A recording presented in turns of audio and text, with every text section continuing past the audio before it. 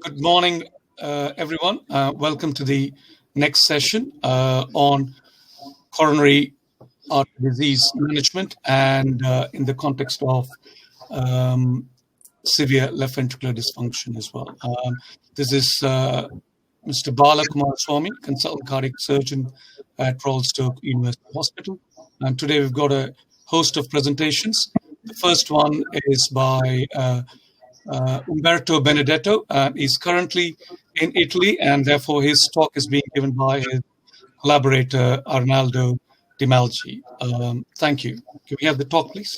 It's a pre-recorded one.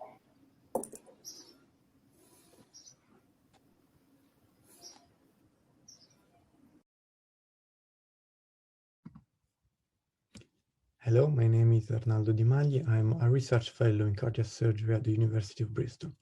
Together with Professor Benedetto, we would like to thank SCTS for the privilege to give this talk about treatment of left main stem disease, the EXCEL trial, and beyond. We don't have any disclosure. Before the EXCEL trial, CABG was the standard of care for patients with the left main stem stenosis. And this is clearly seen in this paper published in Lancet in 1994, where patients with the left main stem stenosis were the one who benefited the most from CABG compared to medical therapy in terms of extension of survival. This was some years later confirmed in this very interesting paper by Professor Taggart and colleagues, where they also acknowledge that left main stem stenosis is usually an occurrence within the context of multivessel coronary artery disease, and therefore this finding predicates against likely long-term success with PCI. Therefore, in absence of surgical contraindication, CABG should remain the standard of care for its survival advantage and freedom from repeat intervention. In 2014, in Circulation, the Syntax trial investigator published their result focusing on patients with left main coronary artery disease. They didn't find any statistical significant difference between PCI and CABG patients for their primary outcome, although the Kaplan-Meier curve was in favor of CABG patient.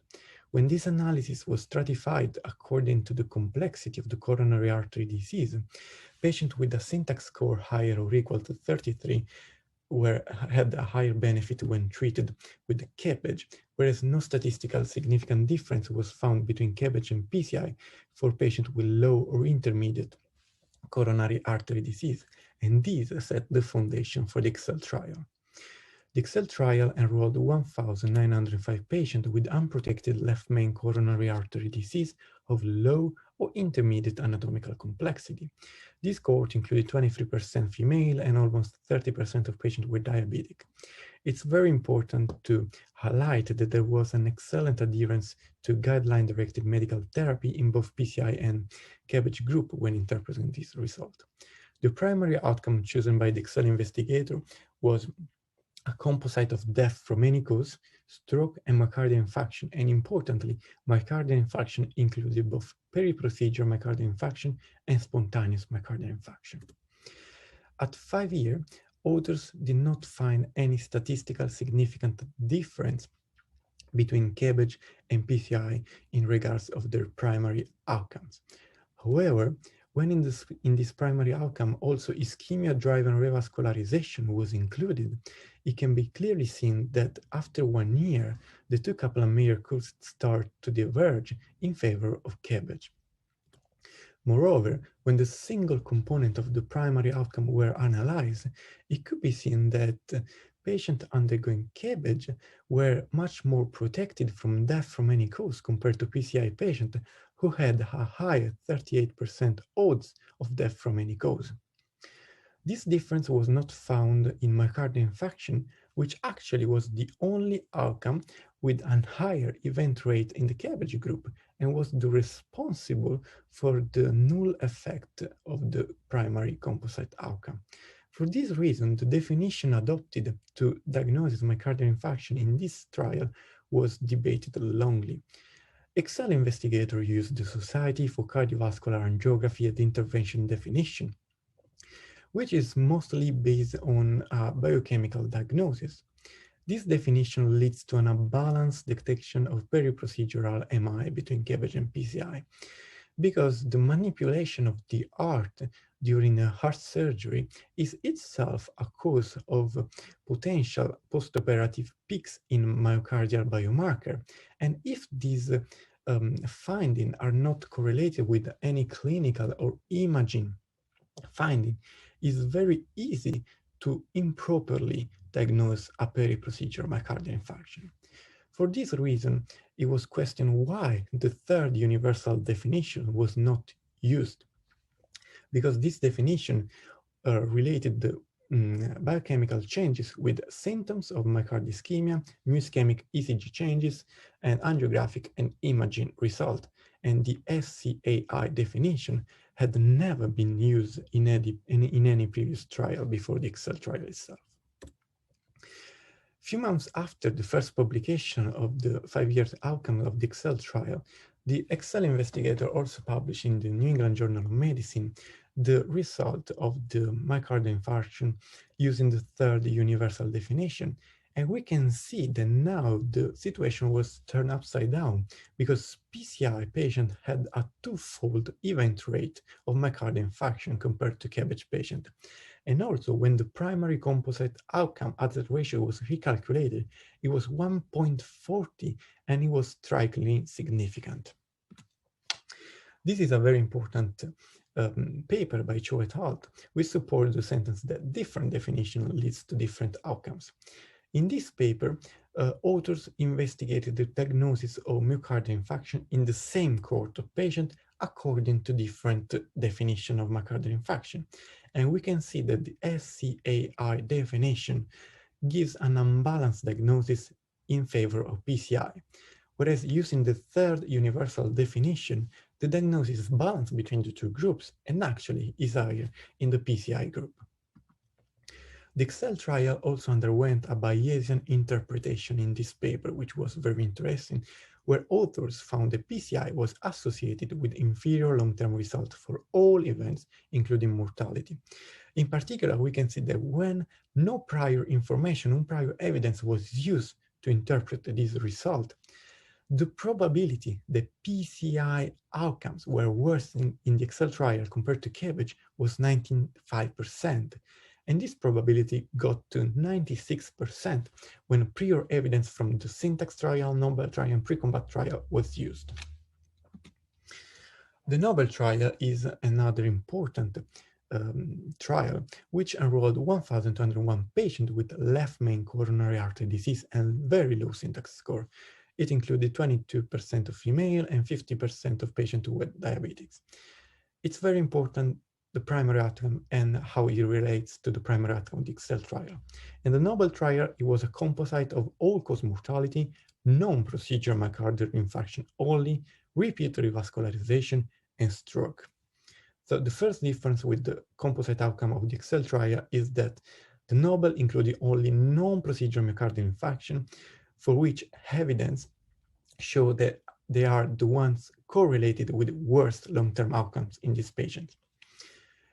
And secondly, Nobel investigator also included repeat revascularization, which also impact the long-term outcomes of patients. Therefore, authors found a striking statistically significant difference between CABG and PCI in favor of CABG. And when the single component of this primary outcome was analyzed, it could be clearly seen that this was mainly driven by non-procedural myocardial infarction and repeat revascularization, whereas in contrast to the Excel findings, no difference was found between all-cause mortality between CABG and PCI. These are the current 2018 ESC, EACTS guidelines on myocardial revascularization, which recommend PCI with class 1 and level A for left main disease with low Syntax score.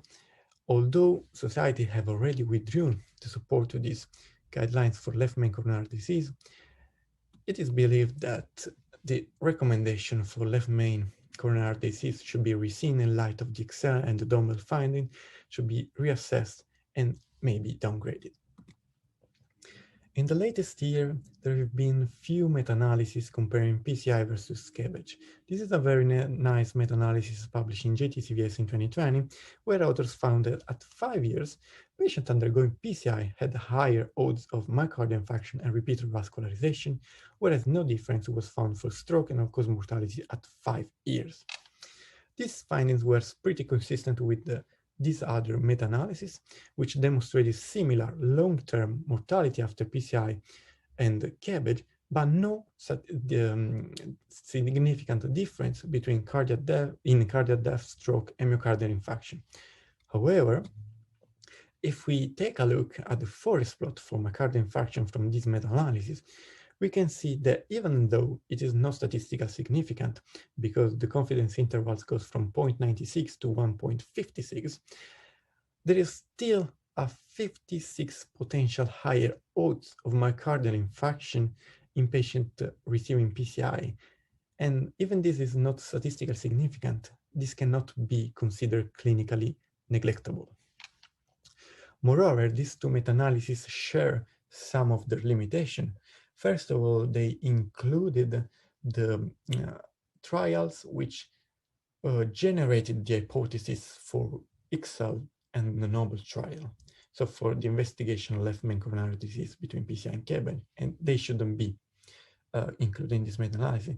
And secondly, they analyzed the single component of the primary outcome, whose statistical analysis was not powered in the trials itself, because the ICSAL and the Nobel trial had a power statistical analysis only for their primary composite outcome. In the middle of this controversy, Professor Gaudini and colleague published a very interesting expert review, The Controversy on the Treatment of Left Main Coronary Artery Disease, starting with a very interesting question: is left main coronary artery disease a separate entity? Left main coronary artery stenosis is an isolated finding, an isolated disease in only 13% of patients. And in the vast majority of patients, instead, it is a manifestation of multivessel coronary artery disease. Moreover, the finding of the largest individual patient data meta-analysis of randomized clinical trial comparing CABG and PCI showed that left main coronary artery disease is not a treatment effect modifier. Therefore, there is no data and no evidence to support the hypothesis that left main coronary artery disease should be considered a biological or statistical separate entity, and therefore the recommendation and evidence of multivessel coronary artery disease should be extended also in this patient. Concluding, CABG is likely to be superior to PCI for patients with severe coronary artery disease. Also, in patients with low intermediate syntax score, CABG can still be considered the default strategy. PCI should be limited in patients with contraindication to surgery, low life expectancy, and/or in case of extremely low coronary artery disease complexity, such as osteal disease. On behalf also of Professor Benedetto, I would like to thank you for your attention. Thank you.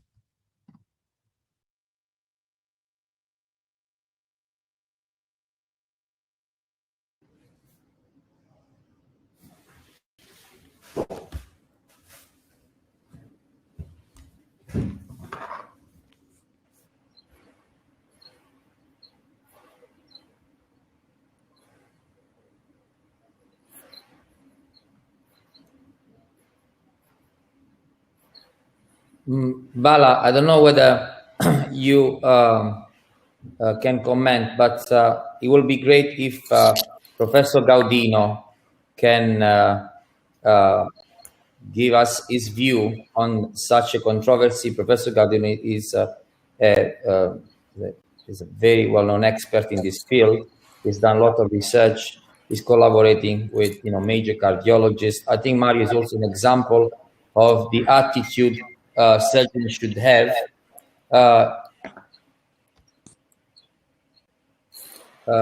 with regards to collaboration with cardiologists. Sure. I will be happy to. I don't know if we are doing Q&A at the end or now. Yeah, we are, Mario, but I think we've got a little bit of time, so we'd be happy to hear your comments on this. We've got 5 minutes.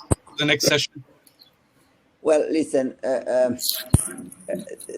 I think nothing has been better studied than left main. We have two very large trials. I honestly believe there is no reason to have any controversy. The data are pretty clear and consistent in the two studies. And I think the data speak to a very different risk profile and benefit for the two interventions.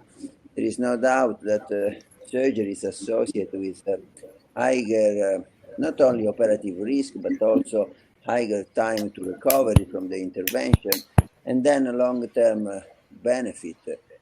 PCI have a similar outcome for the first 2 to 3 years, and then the MACE curve will start diverging. So in the end, it's just a matter of what is the patient that we have in front of us, what's the life expectancy, comorbidity, surgical profile. For patients who need a quick, short-term fix, PCI is a great option. For patients who are more interested in long-term benefit, then surgery is better. And in the end, as a surgeon, I am happy that my colleague can do PCI on patients that clearly would not benefit from surgery. That's my 2 cents. Okay, thank you for that, Mario. And I think we'll be happy to take further questions at the end of the session.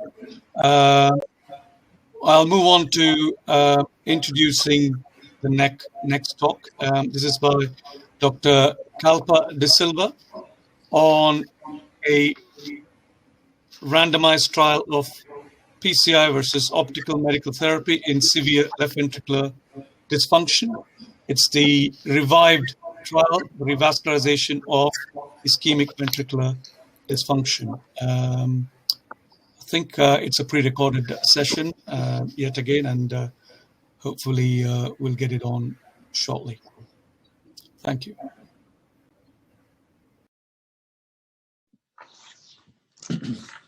Thank you to the organising committee for the invitation to speak at this year's SCTS meeting. I'll be speaking on revascularization in the setting of severe LV dysfunction. By means of context and background, I want to start by presenting some data derived from the British Cardiovascular Intervention Society database published by Mamas a number of years ago, looking at the impact of left ventricular function in relation to procedural outcomes following percutaneous revascularization. Whilst this is not directly related to the surgical revascularization modality, I think important parallels are like to be drawn from this data.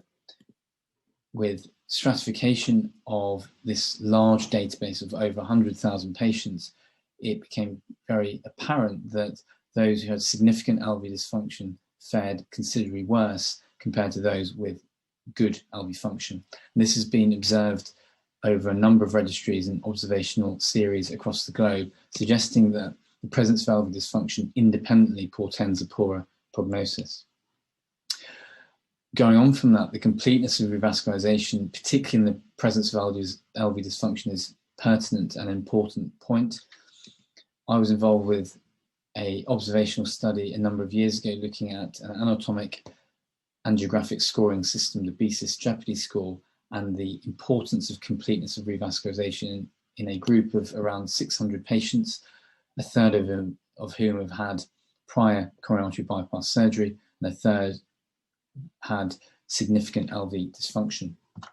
This index, the revascularization index, was able to derive a numerical value for completeness of revascularization. And in the graph at the bottom of this slide, it is clear that those who underwent little or no revascularization fared significantly worse compared to those who had complete revascularization, evidenced by the solid black line at the top of the graph. This suggests that completeness of revascularization may confer a benefit and held true across all LV function categories. The next important aspect of this topic is the incidence of coronary artery disease in the setting of heart failure. This summary slide from the New England Journal of Medicine summarizes a number of trials within the heart failure sphere that occurred between 1986 and 2005. This amassed over 43,000 patients and showed that approximately 2/3 of heart failure patients have underlying coronary artery disease as the causative etiology, meaning that this is in fact the commonest etiology for all cardiomyopathies. Therefore, meaning it's an extremely common and important problem that we face in our day-to-day clinical practice. From a surgical revascularization point of view, there's clearly a long history of revascularization in this setting. Following the advent of coronary bypass surgery in the 60s, the seminal and maybe key change in paradigm within this sphere was brought by Rahimtullah in the early 1980s, who discussed and conveyed the concept of hibernating myocardium and myocardial viability. Following this, in the more contemporary era, the Stitch and Stitches trials were devised and completed in the recent years, which I'll go on to in my following slides. But first to those early seminal insights by Rahimtullah, who described a patient with chronic angina and significant LV dysfunction and showed that following coronary artery bypass surgery, there was significant improvement in overall LV function, evidenced by changes in end diastolic and end systolic volumes. From this, the concept and idea of myocardial viability became more prominent, and the idea of whether viability was important became more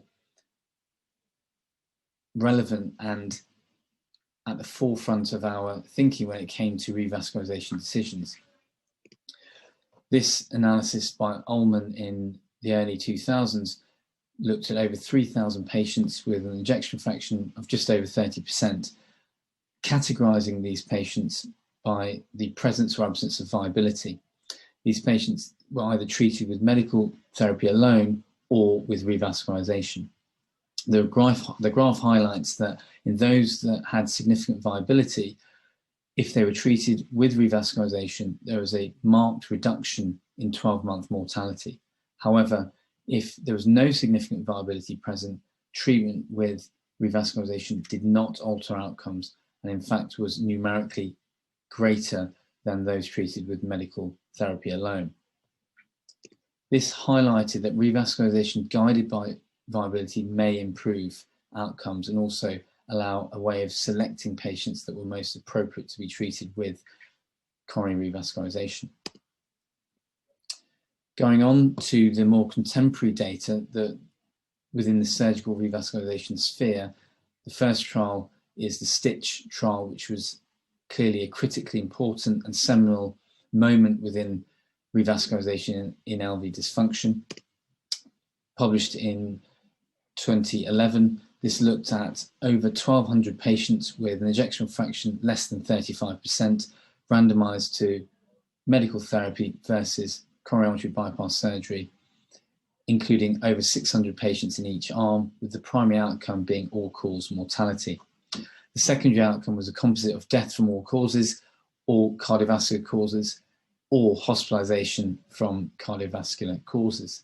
Median follow-up within the trial was over 4 years, and the final all-cause mortality result showed that patients treated with coronary bypass surgery did not fare any better compared to those with treatment with medical therapy alone.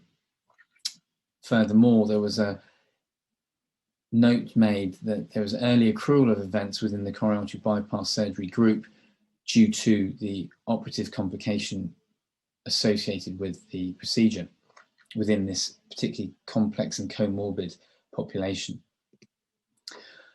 Looking into the early adverse events within the surgically treated arm, the Stitch trial highlighted that there's a significant proportion of patients that suffered from the need for a return to the operating theatre, significant infection, including mediastinitis, and also an increase in stroke rate.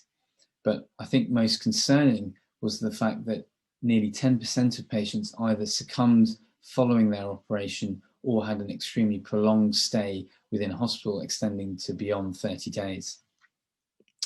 Further on from those adverse events, the other issues that were noted within the bypass group was that there was an increase in propensity to develop new atrial and ventricular arrhythmias, and also the development of a low cardiac output, which required the necessity for balloon pump therapy and or inotropic support. Looking at the stitch data by a time-varying hazard ratio analysis was an interesting way of trying to tease out the relative benefits and disadvantages of the surgical treatment. The early advantage to the medically treated arm was quite profound, and a hazard ratio of over 3 due to possibly the disadvantage of the surgical strategy, its invasiveness and the treatment of these very complex, often comorbid patients. But importantly, as time went on from randomization, there was a shift toward the CABG group doing better, and this could be due to the benefit of revascularization itself in this setting.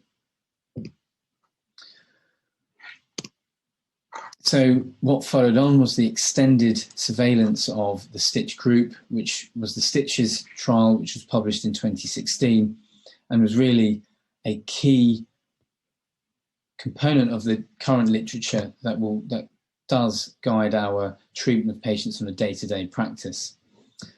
The final result suggests that treatment with coronary artery bypass surgery as compared to medical therapy in patients with severe LV dysfunction significantly reduced death from any cause, suggesting that surgical revascularization may confer a prognostic benefit in the presence of severe LV dysfunction over a prolonged 10-year period. The accompanying editorial was both fascinating and insightful, and two key points that I wanted to raise from this were that the results of the trial should change our clinical approach to patients with heart failure. Early identification of possible ischemic cause for left ventricular systolic dysfunction should be pursued with the potential of improving long-term outcomes with coronary artery bypass surgery. But it also made the valid point that the authors appropriately emphasized that this trial was not designed to evaluate the use of PCI in these patients. There is no evidence that percutaneous coronary intervention prolongs survival in patients with clinical characteristics similar to those of the patients enrolled in Stitches. So thinking about stitch and subsequently stitches from a mechanistic point of view, what were the potential reasons for that improvement in survival? And I think they can be sort of described and identified in three groups or three mechanisms of why survival may be prolonged. The first is an improved overall LV function by revascularization, a reduction in ischemic burden, and also by improvement of both LV function and ischemia, a reduction in ventricular arrhythmic burden, and therefore a reduction in sudden cardiac death. Going on from that, the Stitches group undertook a viability sub-study. There were approximately half of the randomized patients having a usable non-invasive viability test, which was either a SPECT or dobutamine stress echo investigation. So of the 601 patients eligible within the sub-study, 487 showed significant viability and 114 showed significant non-viability. Importantly, a viability assessment was not mandated for this group of patients, and therefore over half of these patients did not have a usable myocardial viability test. Looking at this data in more detail, the first question is, did viability and the presence or absence of it predict subsequent outcomes? This graphical representation shows that firstly, in those without viability, there was a marked increase in mortality rate in both the medically treated and surgically revascularized patients, being 56% and 42% respectively. But more interestingly, perhaps, it was that even those that were characterized as having significant viability, there's no significant reduction in mortality in those treated with surgical revascularization when compared to those treated with the medical arm only, which is obviously different to our intuitive assumptions and also the observational data that we've seen in the past. Looking at this in more detail, in this forest plot, you can see in those that were treated based on viability, there was no significant suggestion or change to favor coronary artery bypass surgery when defined by the presence of myocardial viability. So if viability wasn't able to predict outcomes, what about change in LV function? Did that improve in this group of patients? Interestingly, again, within the subgroup that had viability assessment, there was no change significantly in LV ejection fraction across all arms, nor was there a specific change in those treated with surgical revascularization in the viable arm. It suggests that there was no significant increase in LV function observed in either arm in the stitch and stitches cohort. So finally, was the abolition of ischemia relevant and important in subsequent long-term outcomes in this group? Again, when dichotomized in a binary fashion with the presence or absence of ischemia, not necessarily with grades of mild, moderate, or severe, there was no difference in long-term outcomes with or without the presence of ischemia, suggesting that the presence or absence of ischemia did not impact overall long-term survival.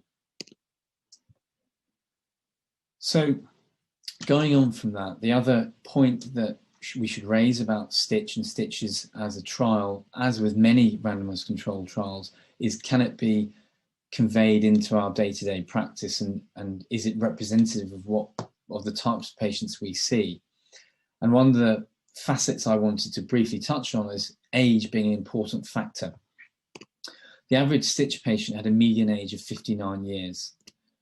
In the UK, the average age at the time of a heart failure diagnosis is around 74 years. Mark Petrie undertook a very interesting analysis of the stitch group, and it showed that those patients who underwent revascularization who were young, below the age of 60, fared very well with the surgical revascularization treatment. However, I think really critically, those with advancing age, particularly over the age of 70 and 75, did not fare as well. In fact, the surgical revascularization strategy perhaps led to an accrual of events and increase in mortality.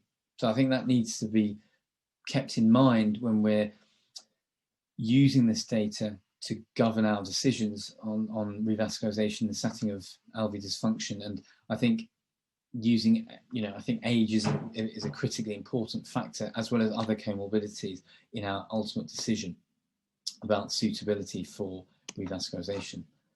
So to summarize, what stitches told us was patients with significant LV dysfunction and coronary disease are often a complex comorbid patient population. Revascularization-derived benefit is not due to a single entity, which has been borne out by the viability sub-study not being able to really define a single entity or delineate a key thing that we can, a key metric that we can define as a reason for accrual of improved survival. A prolonged period of time is required to accrue survival benefit, which naturally or innately favors younger patients. But surgical revascularization, whilst a very effective means of improving survival over the long term, comes at the cost of higher procedural complications, particularly within the first 30 days. So what does this mean for our practice?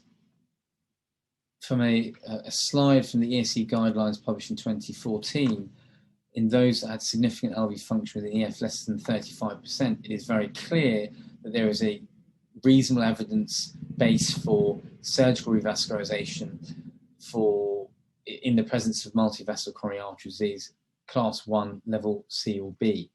I think I just want to highlight from an interventional cardiology point of view, at this point, there's very little evidence to support the use of coronary revascularization from a percutaneous strategy, with the ESC guidelines from 2014 suggesting the class 2B, level C level of evidence.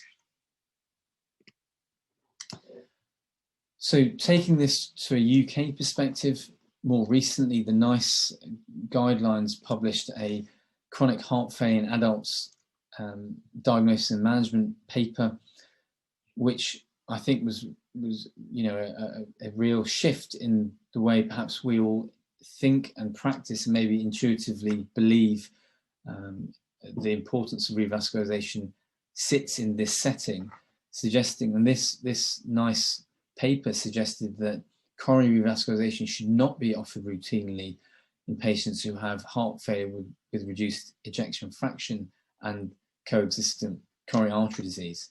So there is a clear sort of difference, and that's been borne out with both the Stitch and Stitches data, but also other observational data that's been present in the literature over the last 5 or 10 years.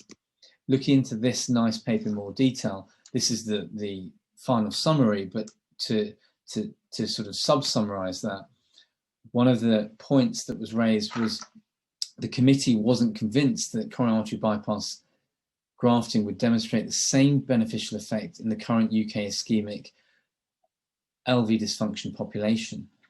And furthermore, it also pointed that in the UK, PCI is used more commonly than coronary artery bypass surgery in this group of patients. However, it again pointed to the fact that in heart failure, there's no randomized controlled trials to provide evidence to guide the use of PCI in this setting. And it mentioned the ongoing UK study that I'll come on to briefly. So what is the data looking at PCI in the setting of significant LV dysfunction? Well, it's a relatively short slide for me because there is no randomized trial looking at the use of percutaneous revascularization in the setting of severe LV dysfunction.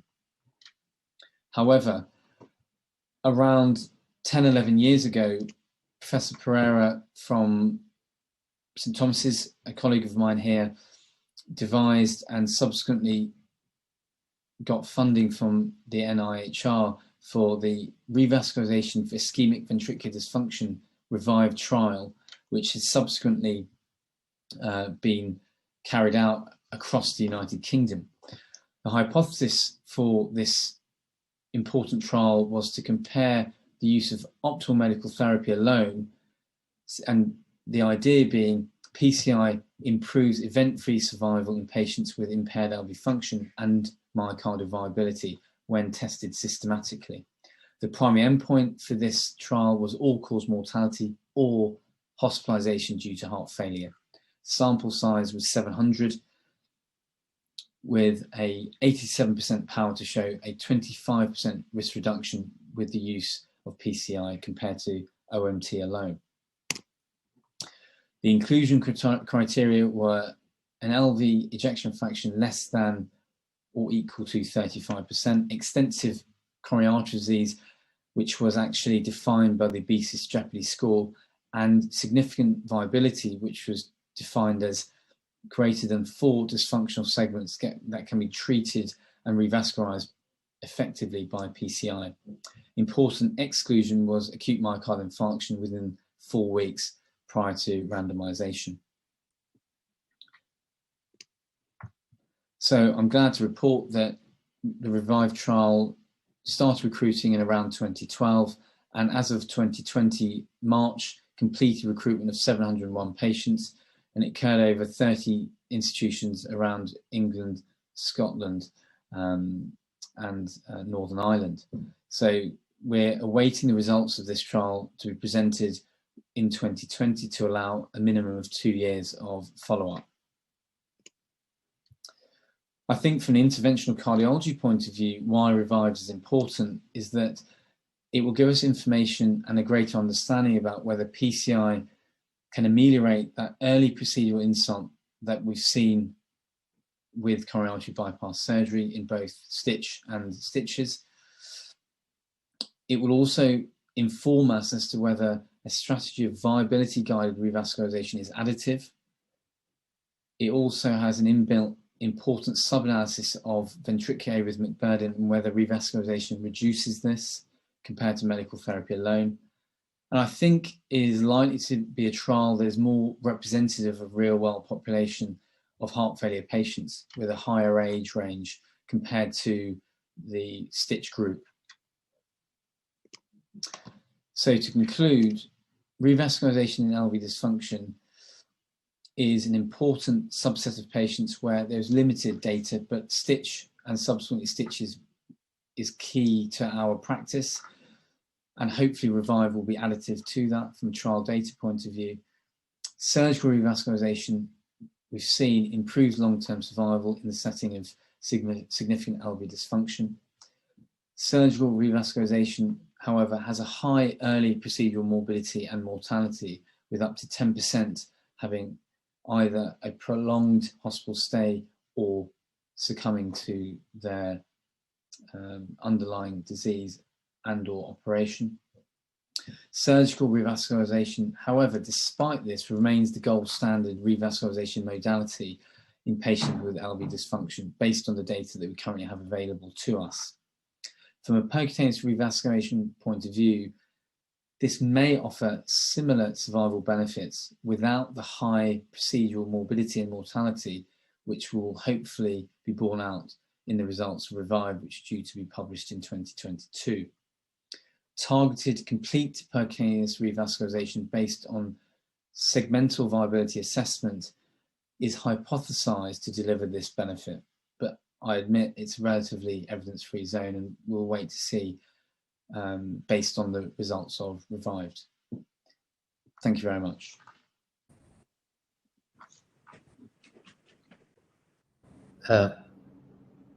Thank you, Kalpa. I think we should move fast to the next session. It's my pleasure to introduce Mr. VP Zamba, cardiothoracic surgeon from Edinburgh, also Secretary General of the World Society of Cardiothoracic Surgery, who will give us a talk on the benefit of off-pump surgery in the context of severe LV dysfunction. Please.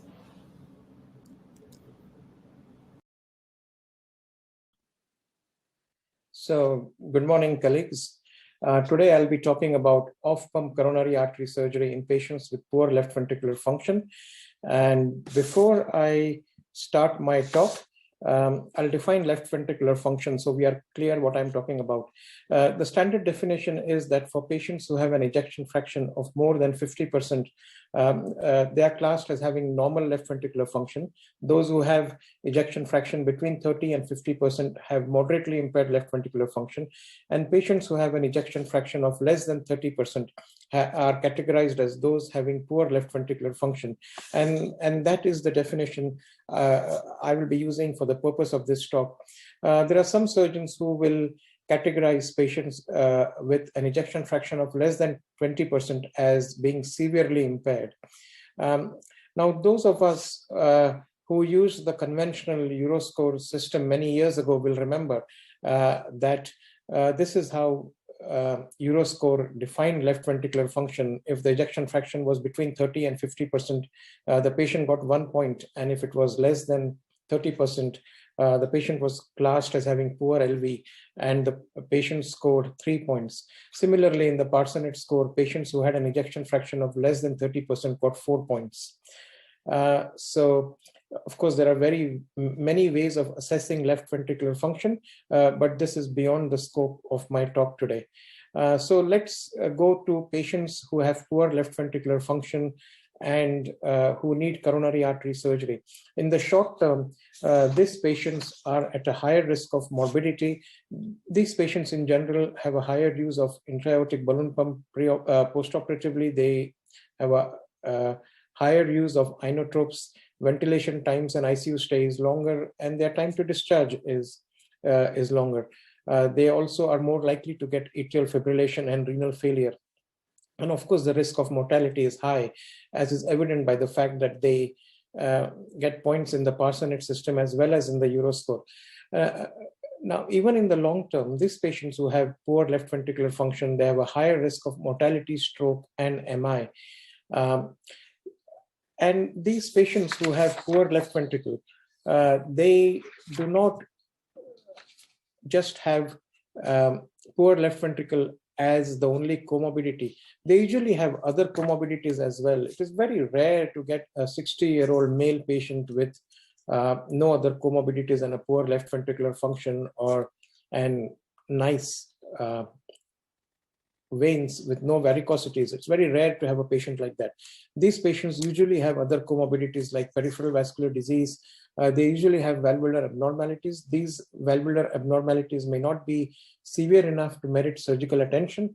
They may have mild or moderate aortic regurgitation, mild mitral regurgitation, and they may also have diffusely diseased arteries. The incidence of diabetes, hypertension, atrial fibrillation is higher in those patients who have poor left ventricular function.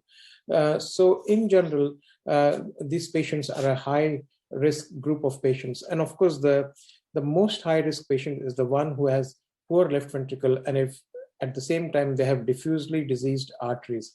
Because in these patients, you can never be sure about how successful or how complete the revascularization will be.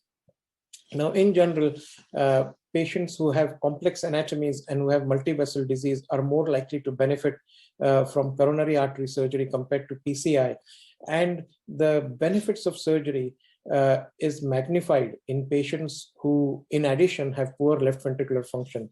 So, in general, patients who have poor left ventricular function have a lot to benefit from coronary artery bypass graft surgery.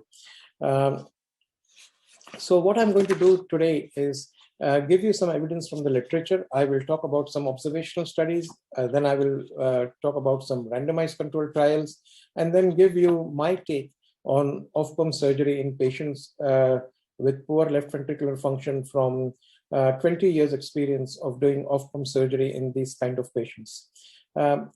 Before I go on to the evidence from the literature, what could possibly be the theoretical advantages of performing surgery in these patients without cardiopulmonary bypass? I think one of the theoretical advantages is that the myocardial ischemia in off-pump patients is regional rather than global. Now, in on-pump surgery, you apply the cross clamp, give cardioplegia, and this results in global ischemia. And if the patient also has diffuse disease, and small coronary arteries, which means that some arteries may be ungrafted or some territory may be ungrafted, then they have a double whammy of having actually undergone ischemia, been given cardioplegia, and then you end up not grafting those vessels. On the other hand, in off-pump surgery, the ischemia is only global, only relates to the territory of the artery that you are grafting. So you'll have ischemia only if you open the artery and put a shunt in to place a graft on that artery. So ischemia will only be in the region where you're ultimately going to graft. And if in off-pump surgery you find an artery that is not suitable for grafting, that particular territory does not suffer from ischemia. So let's go on to the literature. There are dozens of papers on off-pump surgery in poor left ventricular function, but I've selected 4 of them. And the first one is from South America. Capiti and colleagues looked at patients who had severely depressed left ventricular function. They looked at patients who had an ejection fraction of less than 20%. And in this particular study, they looked at 217 consecutive patients who had coronary artery surgery and who had poor left ventricular function. 105 of these patients had off-pump surgery, and 112 of them had on-pump surgery. The choice of operation was left at the surgeon's discretion, and this particular slide shows the pre-operative characteristics. Of course, it's a very busy slide, but in general, there was no difference between the 2 groups. And if you look particularly at the main determinants of post-op mortality, age, diabetes, emergency operations, or left ventricular function, there is no difference in the 2 groups. Now, let us look at the operative procedures and the results. The first thing to mention is the number of grafts. There were 2.6 grafts in the patients who had on-pump surgery compared to 2.1 in patients who had off-pump surgery. And in general, I would mention that in any particular study that looks at coronary artery surgery and compares off-pump versus on-pump, in general, you will find that patients who have off-pump surgery have less grafts, whether it's observational studies or randomized trials, or even experience from your own departments. But if you look at the results, the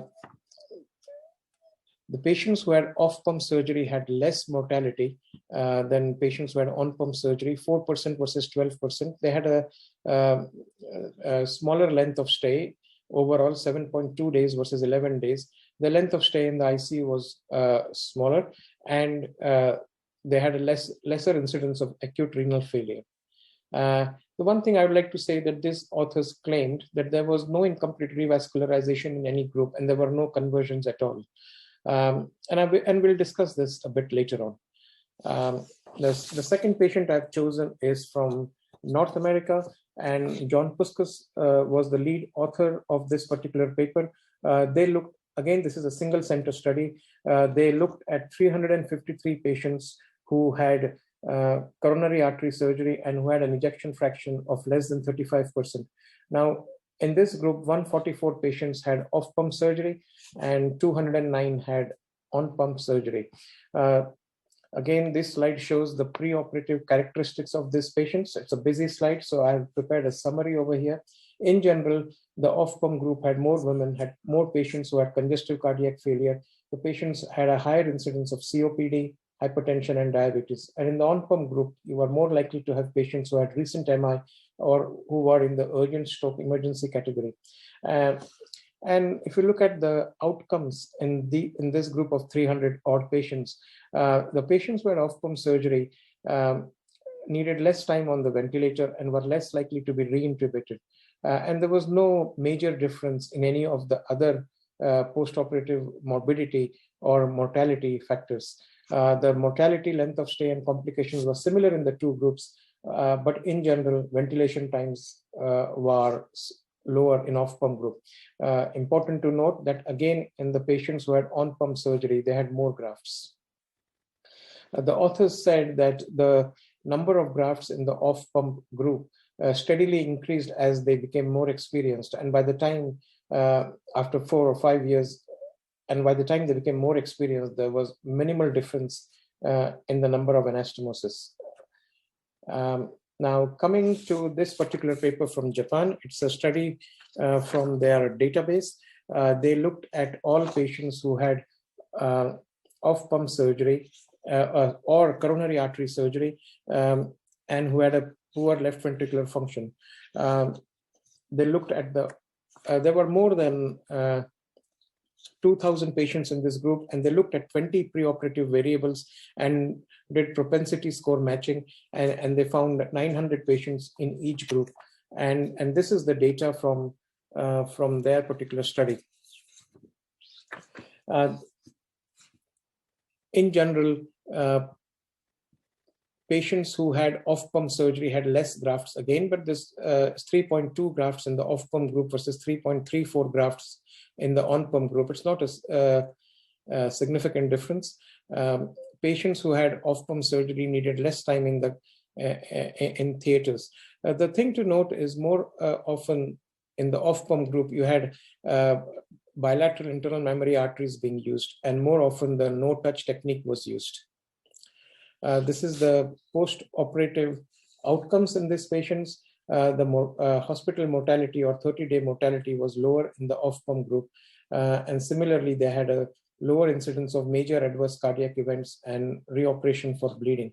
The transfusion rates was lower in the off-pump group, and they needed less time on the ventilator. This is now from the STS database, and this is perhaps the largest study reported. They looked at all patients in the database who had coronary artery surgery and who had poor left ventricular function. They defined poor left ventricular function as ejection fraction less than 30%. There were 25,000 patients in this group. Approximately 20,000 had on-pump surgery and 5,000 had off-pump surgery. Again, this is a busy slide because of the number of patients. You would expect some differences in the two groups. And here is a summary of those differences. In general, patients who had off-pump surgery were older, more likely to be female, more likely to have pre-op dialysis, and had COPD and peripheral vascular disease. On the other hand, patients who had on-pump surgery were more likely to have diabetes and pre-op intra-aortic balloon pump.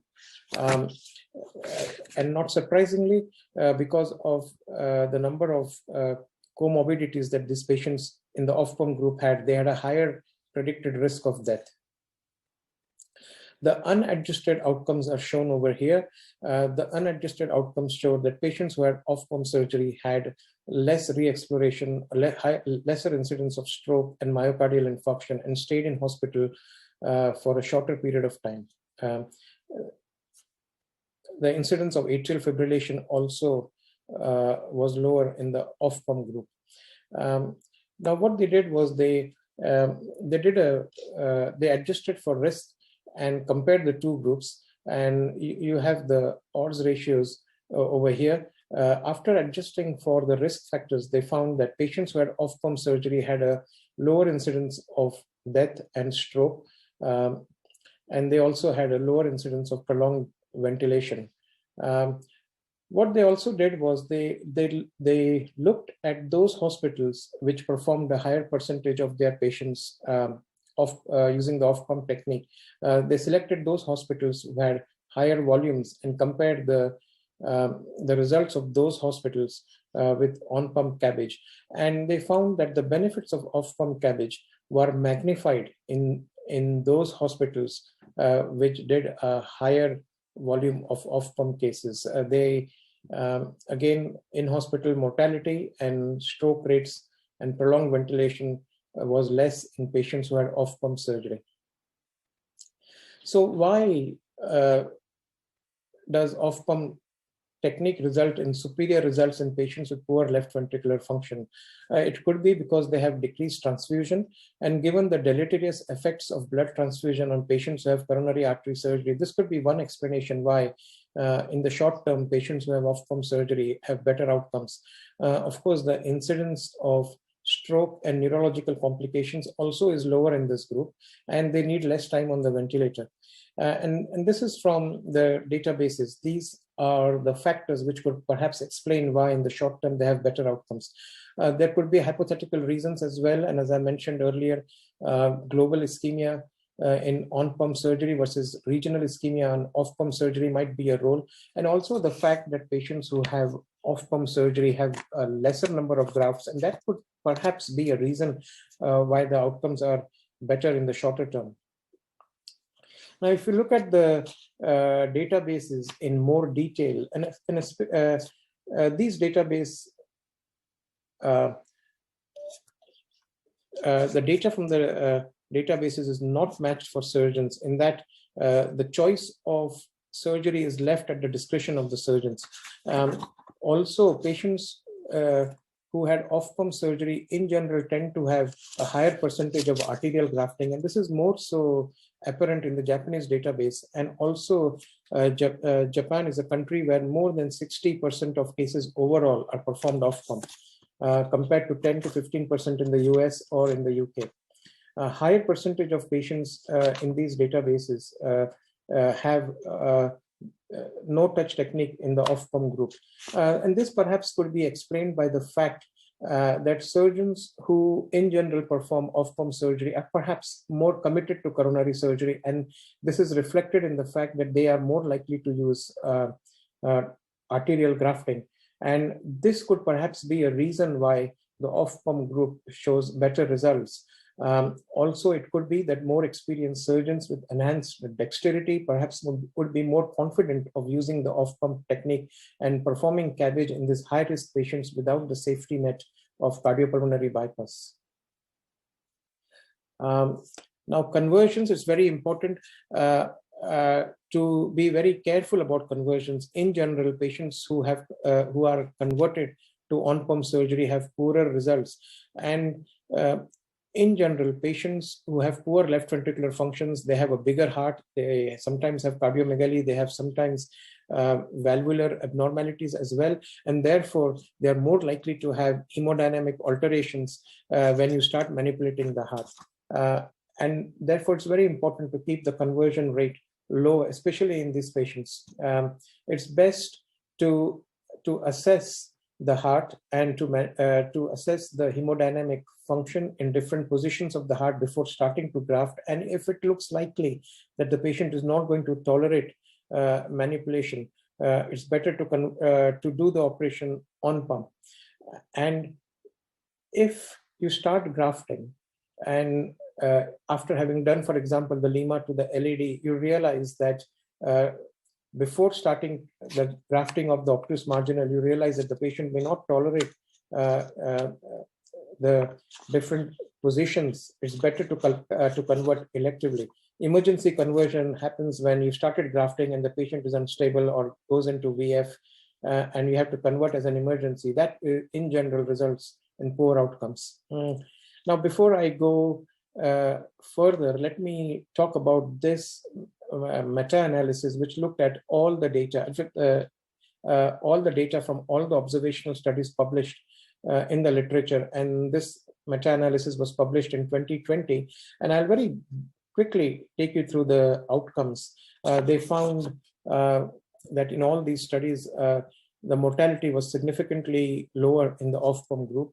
The incidence of stroke was significantly lower in the off-pump group, and the incidence of post-operative transfusion was lower. And besides this, the incidence of pulmonary complications, myocardial infarction also was lower in the off-pump group. Now, coming to randomized controlled trials. Now, unfortunately, there are no randomized controlled trials which have looked at purely at patients with poor left ventricular functions and comparing off-pump versus on-pump surgery. Some of the biggest trials, for example, the coronary trial, which compared off-pump and on-pump, only had 5% of patients in the who had poor left ventricular function. Similarly, the arterial revascularization trial, which had approximately 3,000 patients, had only 6% of the total cohort who had poor left ventricular function. And this perhaps would be a real life reflection. In real life situations, also 5% of patients would have poor left ventricular function. So there is no data from pure randomized controlled trials at present. So we have to rely on observational studies and from the meta-analysis of observational studies. Now, looking at long-term outcomes, any coronary artery bypass graft operation, it doesn't matter whether the operation is done off-pump or on-pump. The long-term outcomes are determined by patient comorbidities, complete revascularization, adequate anastomosis, that is graft patency, and in general arterial grafting. However, in the short term, especially in patients who have poor left ventricular function and in whom the off-pump technique is used, I think off-pump technique results in better outcomes in the shorter term. And you're more likely to get better outcomes if the operation is performed by experienced surgeons who can manage a low rate of conversions. If the patients have complete revascularization, in my experience at least, Lima and veins give better short-term outcomes in patients with poor LV compared to total arterial revascularization. And the most important thing is paying attention to surgical technique. And this is, of course, important in every patient, but more so in patients who have a poor left ventricular function. And the next few minutes, I'll just share some of the technical tips that will make an operation, an off-pump operation, easier, especially in patients with poor left ventricular function. The next few slides are purely on surgical technique. The incision has to be long and it has to go from the suprasternal notch to the zipisternum. There is no merit in making shorter incisions. The retractor is inserted in such a manner that these shoulders of the retractor are at the lower end of the sternotomy wound, and therefore the lower end of the sternotomy wound is spread more widely, and this allows more space for the manipulation of the heart. The left and right pleura are widely open. The pericardiotomy is extended on the left side beyond the apex of the heart and should be way beyond the apex of the heart, so that manipulation of the heart is easier. Now looking at the right pleura, this is looking at from the head end of the patient. The anesthetist has taken this photograph. The right pleura has to be widely open, and look at all this pericardial fat over here. This pericardial fat has to be completely excised, and it is very important to do this in all patients, because the heart, when you're anastomosing the obtuse marginal arteries, the apex of the heart will have to be pushed up and into the right pleural cavity. So removing this piece of fat allows more space for the heart to go into the right pleural space. So this is the amount of amount of fat that has been removed. And then the most important thing I would say for hemodynamic stability is the way of putting the deep pericardial suture. And I put the deep pericardial suture through this pericardial fold that you see over here. This is the head end of the patient here on our right, and the surgeon is on the patient's right, and using his left hand, the surgeon has picked up the heart and has pushed the apex of the heart and the heart into the right pleural cavity. So you're looking at the pericardium behind the heart. This is the left superior pulmonary vein, and this is the left inferior pulmonary vein. And this is a fold of pericardium that runs across these two veins. And in this pericardial fold, you can insert a pericardial suture, the deep pericardial retraction suture, and this video now will show how that stitch is placed. So this is the surgeon lifting the heart and pushing the heart into the right pleural space. This is the back of the heart, behind the heart, and a stitch, a black silk stitch, is being placed across the pericardial fold. This is a single stitch that you need. You don't need multiple sutures to lift up the pericardium. And this single stitch can be used to lift the heart up. The stitch is then anchored to the towels on the left side of the patient. The stitch is made taut, and a swab is kept between the heart and the stitch. The effect of this stitch is that the heart then moves on this pivot. Of course, grafting the LED and diagonal is very easy, but if you want to graft the obtuse marginal territory, the apex of the heart is pushed into the right pleura over here. So you have good access to the obtuse marginal territory. And when you're grafting the posterior descending artery, the apex of the heart is just pushed up towards the head end of the patient, and you have good access to the PDA. And all this is done with the help of this single pericardial stitch. And this results in good hemodynamic conditions during the operation. It's very rare to have hemodynamic instability.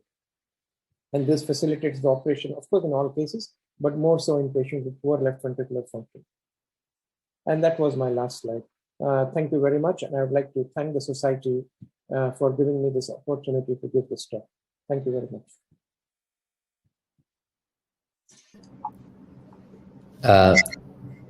Thank you, Vipin. We move fast to the next talk. It's my pleasure to introduce Professor Ashone, colleague and friend from Bristol, a world-renowned expert in the field of surgical revascularization, and he will give us a talk on surgical option in presence of ischemic cardiomyopathy. Please.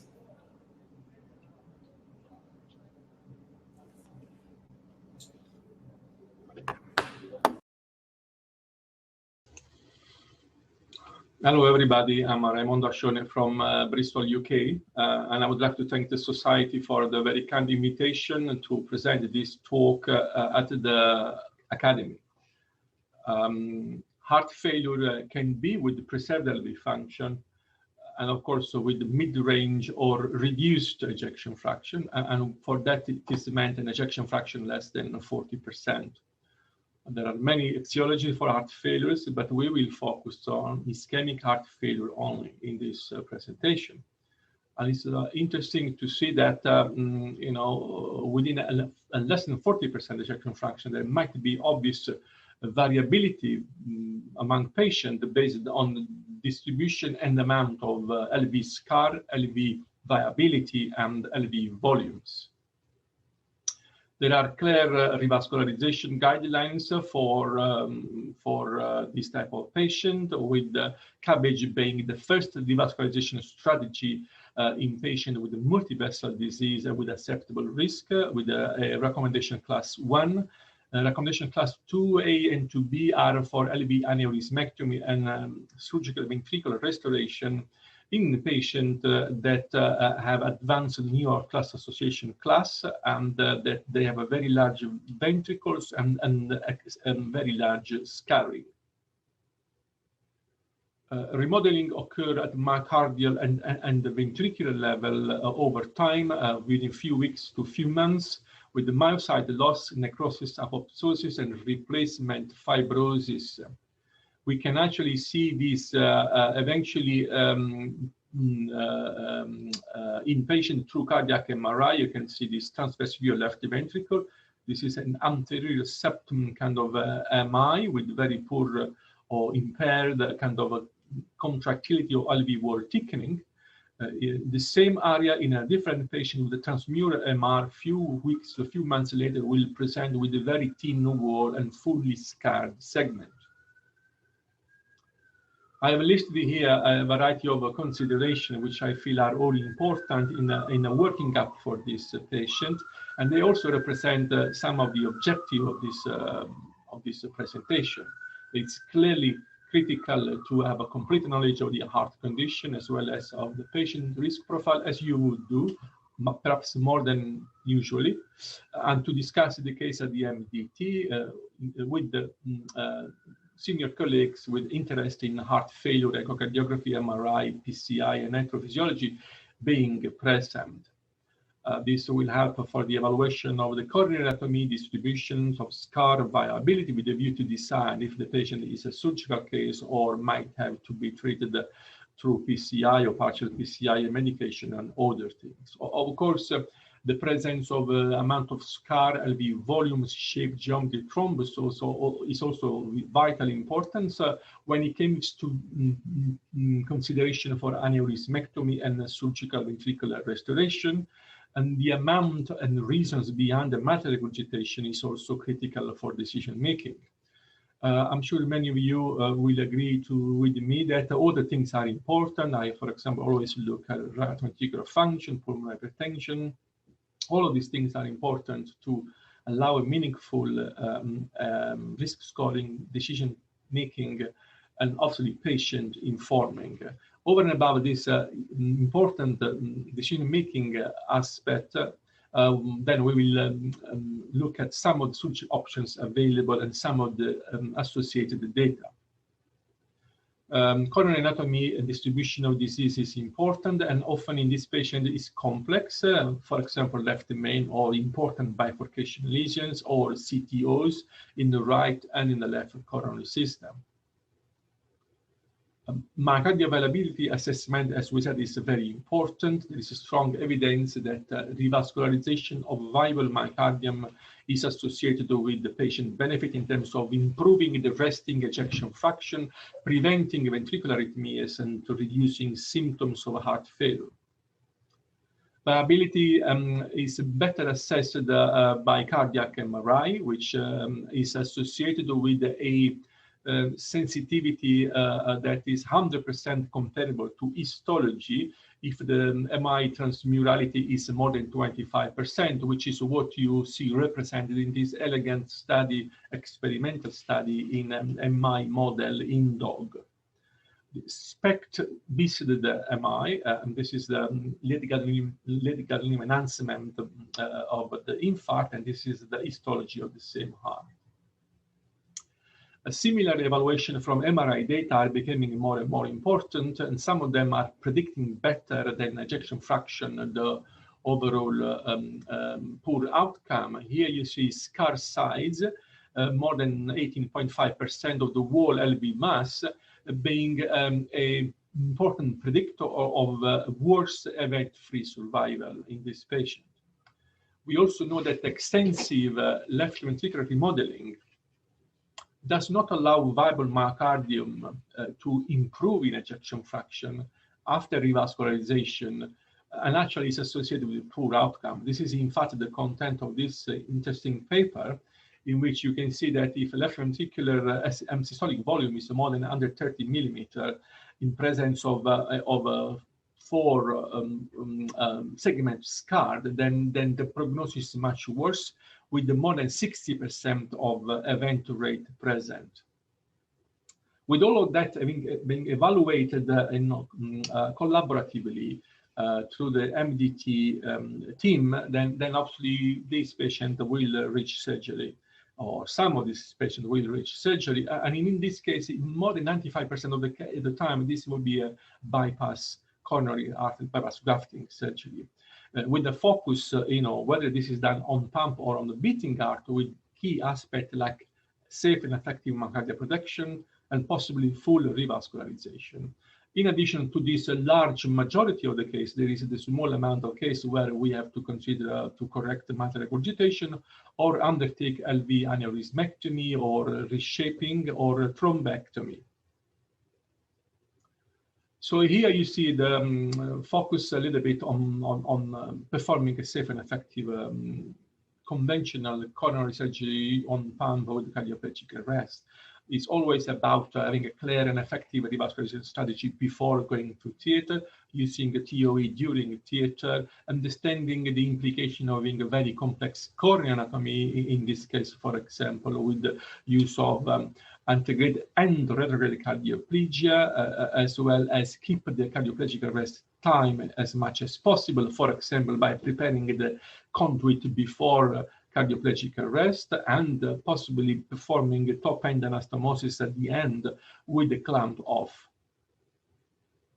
If surgery is done on the beating heart without cardiopulmonary bypass, that is a possibility, and I do often this type of approach. Then again, similar approach are given to the clear and effective strategy, to the use of course of the TOE during surgery. And I would always want to have a perfusionist in the room, cardiopulmonary bypass primed. I at times also include insert bursting and have a line cut on the patient. In particular, I use this perfusion as you go approach. Eventually, having taken the conduit, Lima-2 is done first on the beating heart without touching the heart. And once that is done, eventually you are already treated a good important part of the heart, and it's been already treated. So then I would attach 2 top-end vein grafts, which you can see. And of course, then again, all with the heart not being touched. And then with the minimal lifting of the heart, one can do a graft to the PDA, DR, and reperfuse. So you now have 70% of the heart treated before you do the bit more obvious lifting and positioning of the heart to approach and graft the posterolateral wall. And this is kind of the concept that I also use in a situation where there is an acute ischemic case, which is not dynamically stable. I would put this patient on bypass and I would perform this type of approach with basically offload the beating heart.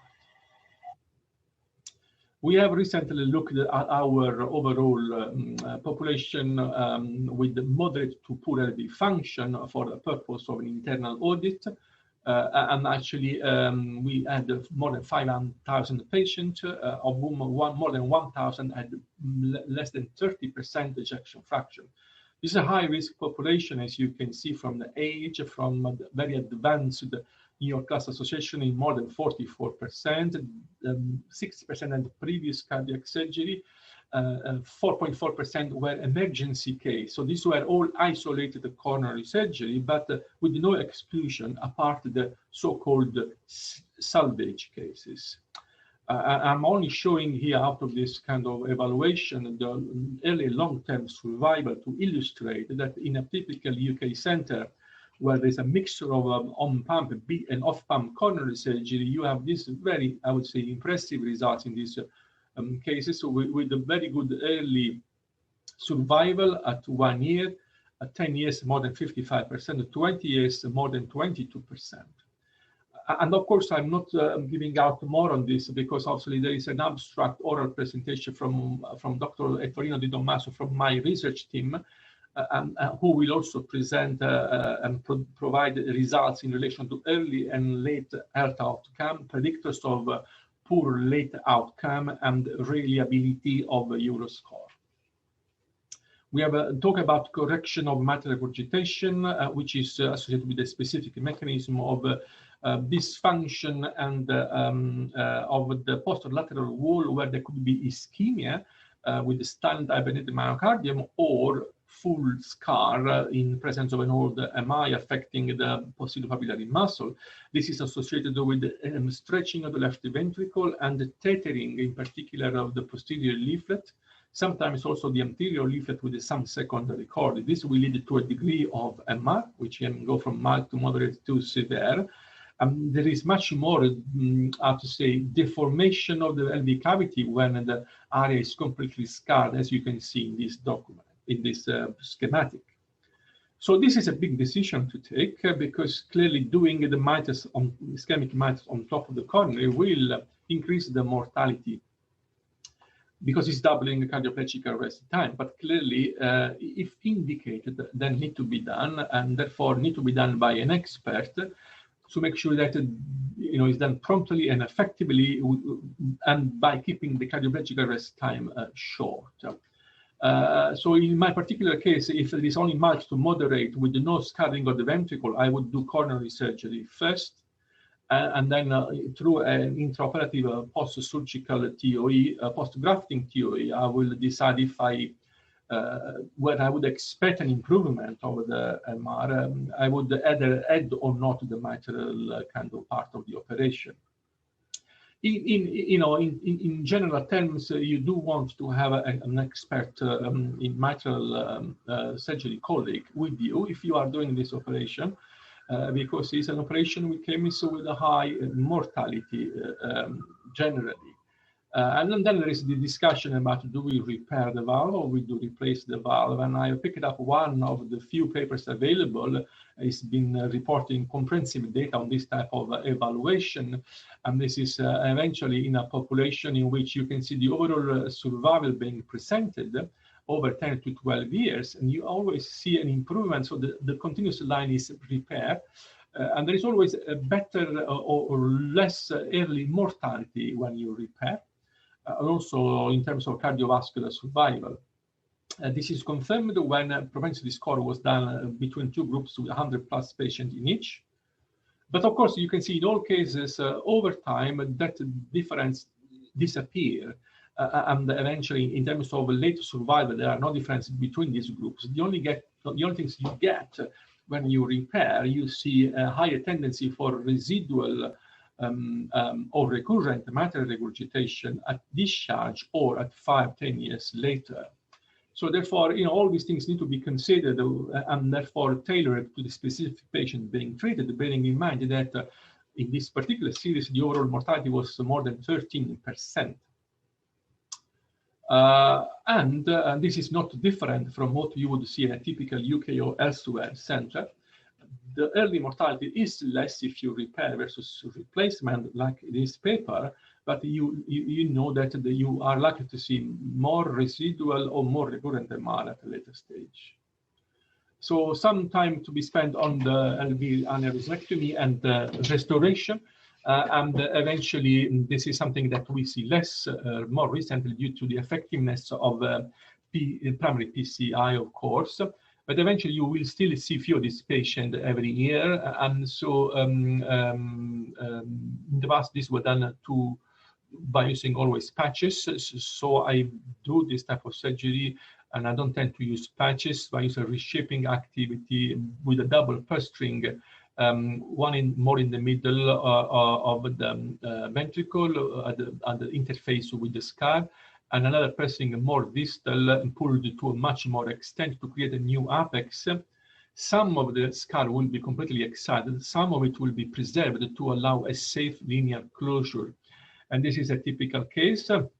You can see that these are very large ventricles, and they have poor ejection fraction and lots of symptoms. And you can see this particular ventricle, how half of the left ventricle is really kind of dyskinetic, thin, and with the apical thrombus. This is the same heart. few months later with a marked improvement in ejection fraction, reduced volume, and better symptoms. You can have this type of scenarios also for posterior kind of large infarct, and this is a posterior reshaping. Again, you can see very large numbers in terms of volume, high symptoms, low ejection fraction. These are the surgery, the reshaping approach with the purse strings, resection of some of the scars, retaining of some of it for linear closure, and these are the results after 6 months. At times you can see large thrombus, and this is just to illustrate one of the case. This is a very obvious large and also chronic, and this is how it looks, the chronic thrombus, and this is how thin can be the wall in that area of the left ventricle.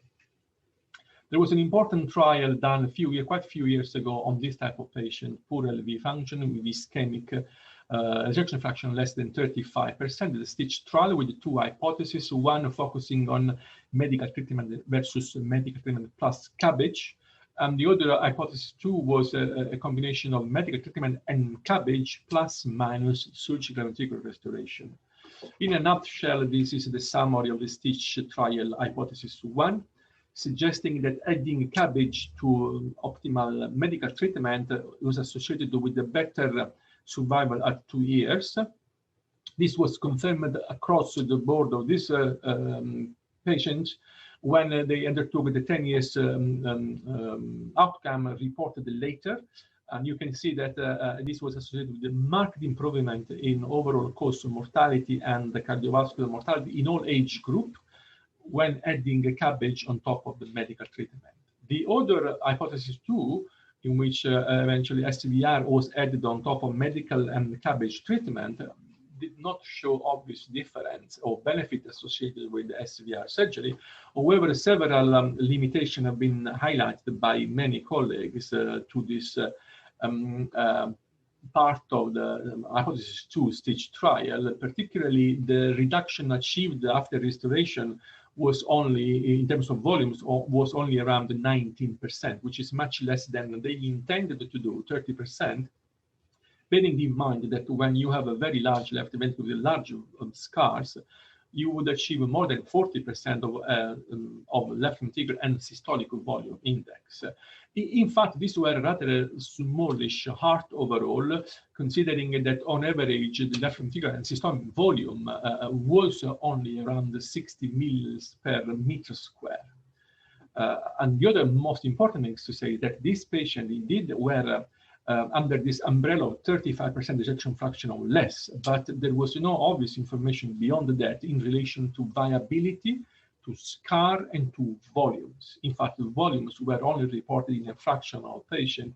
And you can appreciate that this obviously was not intentional. This was a reflection of the practice between 2002 and 2006 when this trial was conducted. A later post hoc analysis by the same group highlighted that if you, when focusing only on the reshaped cases and identifying a cutoff of achieved reduction in left ventricular and systolic volume index less than 60 mils, that was associated with the better survival. So that is overall, and these are the conclusion of this presentation, which roughly summarize eventually the aspect that I highlighted. Clearly, patients with severe ischemic heart failure benefit markedly by the available surgical options, which are different and mostly cabbage. They all need to be implemented effectively and safely. And if mitral surgery or aneurysmectomy restoration surgery is going to be implemented, then better to have with you a surgeon who has special interest in those areas. Finally, I would like to thank some members in my research team, in particular Dr. Ettorino Di Tommaso and Vito Domenico Bruno for helping and for the audit related to moderate to poor LV function. And of course, I would like to thank the founders and the charities supporting my research at Bristol. And most of all, I would like to thank yourself for your very kind attention. And thank you very much.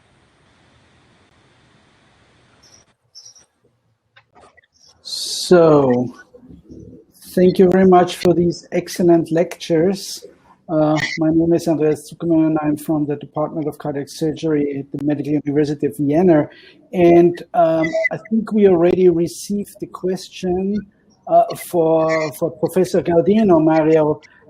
So there is a question of a big fan of yours, how to do OPCAP in poor left ventricular if the right coronary artery is closed and the patient shows hemodynamic instability after positioning starfish. Should we do the RC bypass first? Any tips? Well, thanks, Andreas, and thanks for the question. First of all, unless you are a truly experienced off-pump surgeon, I don't think that patients with LV dysfunction represent an ideal setting for off-pump, and Vipin has made that very clear in his presentation. But assuming this is the case, well, traditionally you do the LAD first, but the reason why you do the LAD first in off-pump cases is because you want to give some stability, both hemodynamic and electric. So in the case you are describing, the instability comes from the right coronary artery. So I would graft the right coronary artery first in that situation. Okay, thank you very much. Before I ask a question to all the speakers, I would like to give a comment. I think partly an influence on sometimes the outcome of these studies that show similar outcome with surgery or without surgery. I think surgery is just the first step. I think you have to prepare for surgery. You have good anesthesiologists and good ICU, and you need heart failure cardiologists later to take care of these patients. I think this is a very important concept, that this patient is not just finished with the cardiac surgery. It's the first big step, but they need a very good heart failure follow-up on the long run to get a better outcome. But I would like to ask a question, a philosophical question. Where would you draw the borderline, the line where you say, okay, I still can do some revascularization in a patient with a severe impaired left ventricular function, or where would you say, okay, that's it, I either go for mechanically assist device or for a transplant? So where would you draw this borderline? With the better survival at 2 years.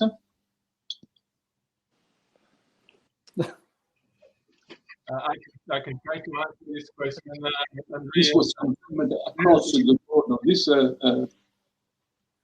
clearly, I don't know why there is some. So can you well clearly this is a collaboration position when they undertook with the 10 years. Not sure. There's a 19 problem going on. After reported later, and you can see that. I can see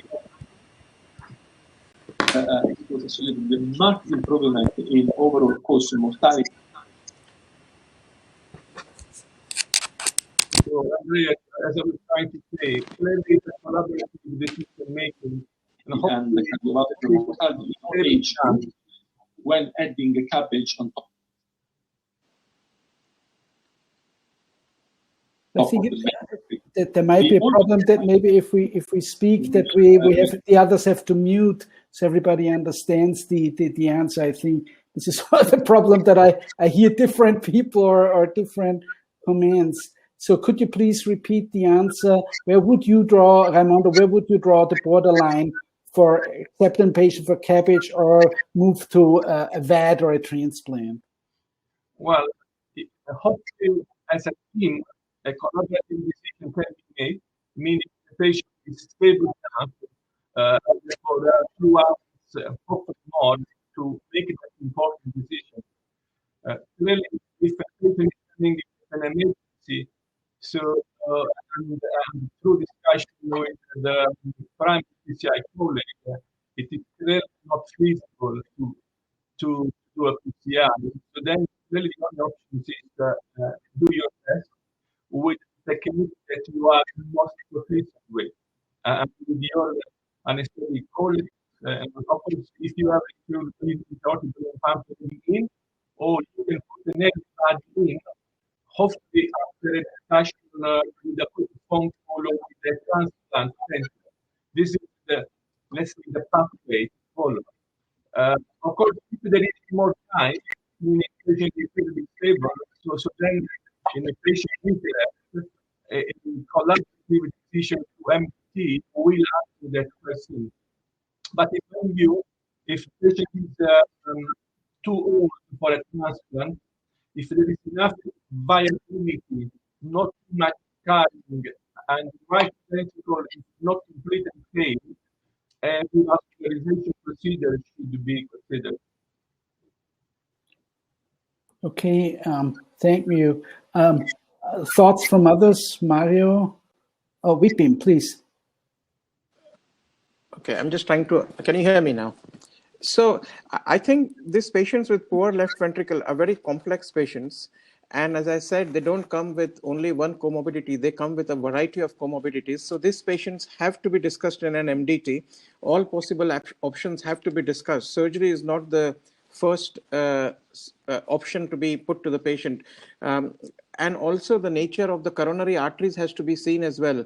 The viability has to be assessed. You cannot have a patient with poor left ventricle, doubtful viability, diffusely diseased arteries where you're not confident whether you'll be able to graft them or not.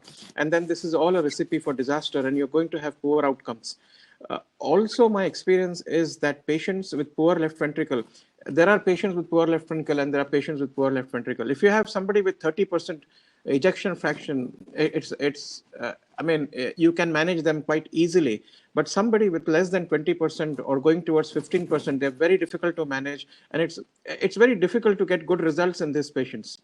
So I don't think I would put a limit at 20% or 15%, but below 20%, you can expect the results in the short term to be quite poor. And surgeons invariably will regret taking these patients on. So at 30%, it's okay to take patients on, but below 20%, you have to have good targets and you have to have good substrate and good protoplasm. In general, the patient has to be a good risk patient for you to take it on. Okay, thank you very much. What about the idea of using MRI in a more routine base before you operate on these patients? Would this be a good point? And on the other hand, as we had the subgroup in the stitch trial with the aneurysms, so is there a time for a stitch 2 that would be led with MRI prior to doing this procedure? Would this make sense? What is your opinion on that? Again, should I? Is there anybody else wants to answer? No. Okay. So again, MRI. Usually, when patients get referred to surgeons, they usually have either a transthoracic echo or a TOE or a ventriculogram. It's usually when surgery is not being considered as an option, or you want to assess viability before you take the patient on. Then we have MRI for our patients. So in our department, MRI is not performed routinely if it's going to be just taken up for surgery. But MRI gives you a lot of information, and sometimes after an MRI, we turn patients down, and therefore MRI has actually prevented us from taking patients on, and in a way that has benefited patients, because you're not going to operate on patients where the risk is very high, and the patients may not get the benefits of that kind of operation. If I may add, that's an important point. To some extent, also to link this to the presentation by Clark. I think MRI has really an important role in patients with poor SBE, because it is through MRI, one test, you can have clear evidence of perfusion, viability, volumes, that all independent predictors. And through that, for example, a case of fully targeted territory with a viability in failure wall, high patient type, in theory could be in the future a case for maybe just a focalized kind of PCI presenting option in there. But as Vipin said, sometimes MRI leads to not treating on the patient. But we also have, because with the MRI negative in this patient, we have a little run. The MRI is that there is too much standing and for the case, it's a good case for revascularization to happen. Sorry to interrupt, Raimondo. I think we're not able to hear you. It might be your connection in. Is there any final question, Andreas? We're at 12:40, so it'll be the last question, and then we'll have to wind up after this one. Actually, would you rather do on or off pump in these very sick patients? So just maybe a show of hands. Who would rather go for an on pump procedure in these patients? And who goes for the off pump? Okay. But let me clarify this. Yes. I would go for off pump, but I would have a very low threshold to go on pump after I've opened the chest. I'm going to assess the situation. If I think I'm confident of completing the operation off pump, I will carry on. Otherwise, after opening the chest, after looking at the heart, after looking at the arteries, I would say, look, we are going on pump. Okay. So thank you very much for the comments. Thanks for attending this session. I think it was very interesting. I learned a lot and hope to see you soon in another session. Thank you very much for the comments. Bye-bye. Thank you, everyone. Goodbye. Okay, bye-bye. Thanks, bye.